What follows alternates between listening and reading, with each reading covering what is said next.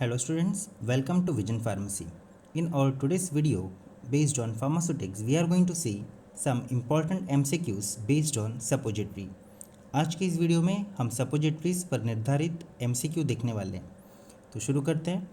The first question is which of the following is oleaginous base for suppository? And उसके लिए options हैं. Option number A cocoa butter, option number B that is synthetic fat, option number C that is hydrogenated palm kernel oil, and option number D all of the above. So students, इसका right answer है option number D that is all of the above. Okay, moving to next question. The question is which of the following is not a hydrophilic base for suppository? और इसके लिए options हैं.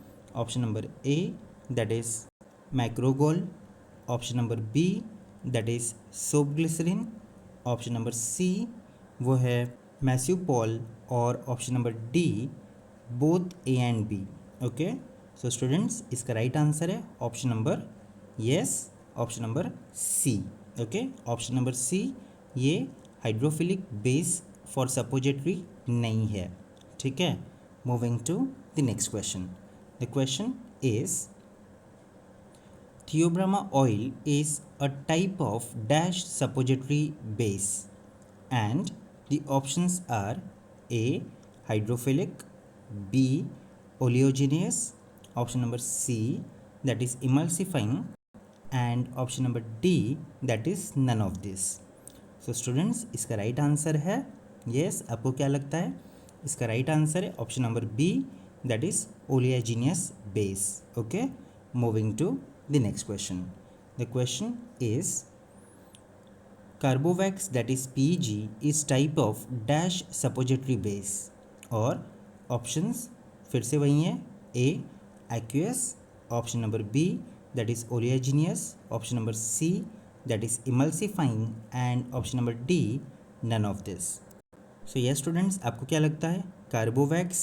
Okay, so do not get confused that नाम में wax है then it is not an aqueous base. Actually the right answer of this question is option number A, that is it is a aqueous suppository base. ठीक है, moving to the next question.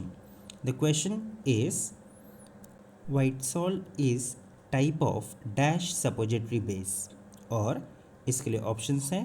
A hydrophilic, option number B oleaginous, option number C emulsifying, and option number D none. So students इसका answer है option number option number C. Okay, so it is a emulsifying type of suppository base. Okay, then moving to the next question. The question is which of the following is not an ideal requirement for suppository?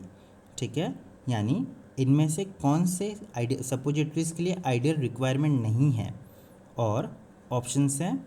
A should melt at body temperature, option number B it should have metastable form, option number C compatible with large variety of drugs, and option number D melting point and solidification point should be close. So yes students, क्या लगता है आपको?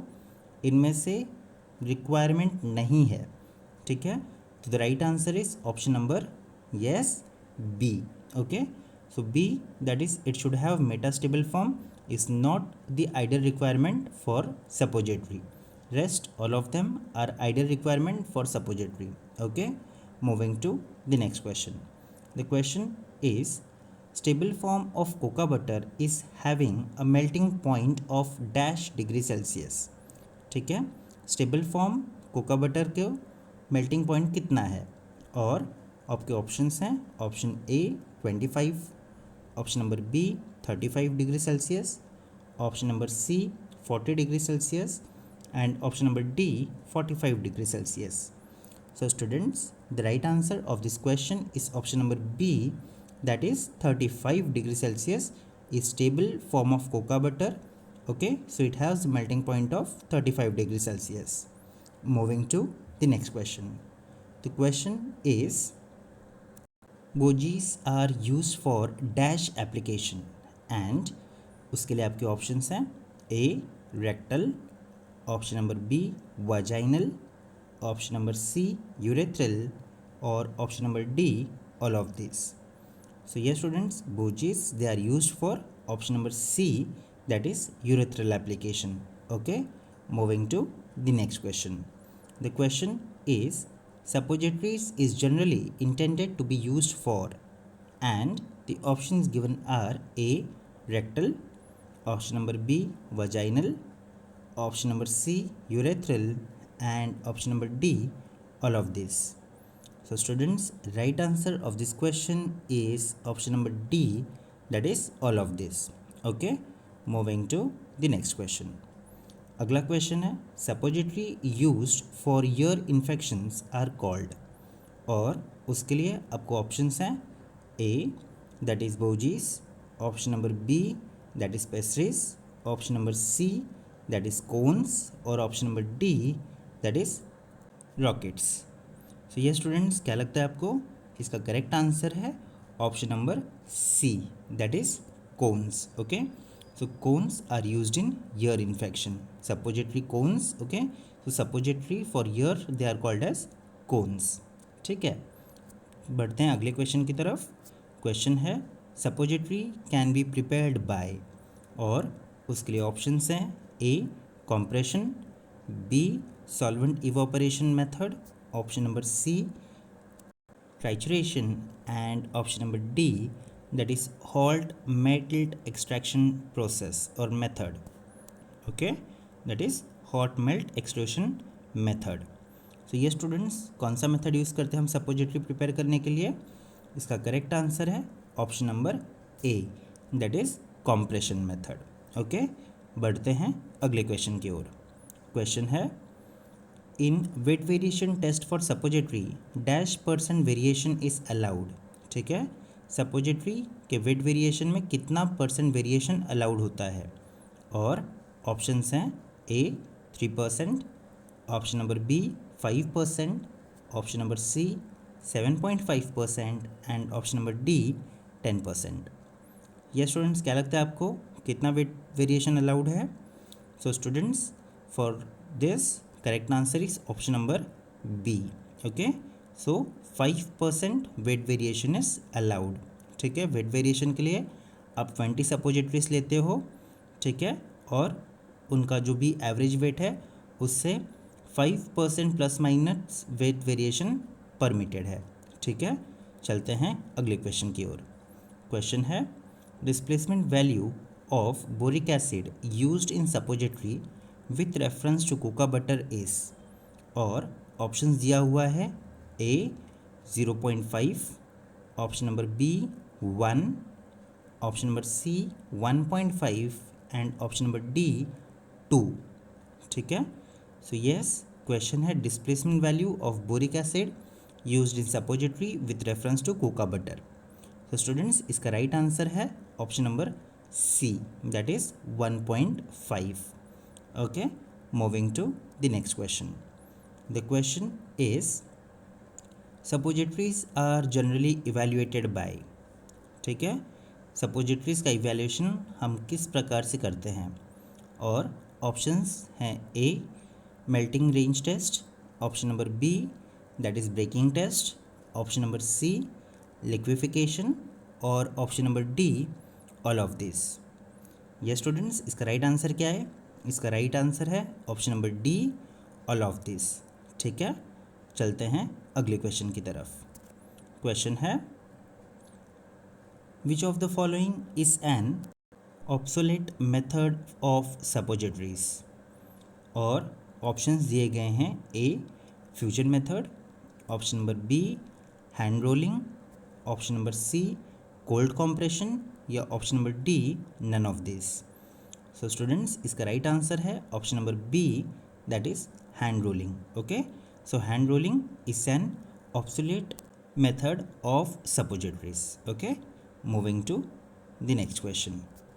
The question is most commonly used suppository base is, और इसके लिए options हैं option number A that is PEG 1000, option number B cocoa butter, option number C PEG plus hexanetriol, and option number D both A and B.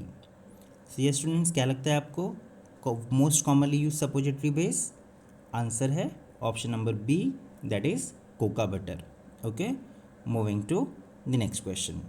The question is the different forms of polymorphic cocoa butter is all except, यानी इनमें से किस प्रकार का polymorphic form of cocoa butter exist नहीं करता? और options हैं A alpha, option number B beta, option number C alpha raise to 1 and option number D beta raise to 1। So students इसका राइट आंसर है option number yes, option number C. ठीक है, so alpha raise to 1 does not exist. Okay, whereas alpha, beta and beta raised to 1 all this exist. Okay, they are the polymorphic coca butters.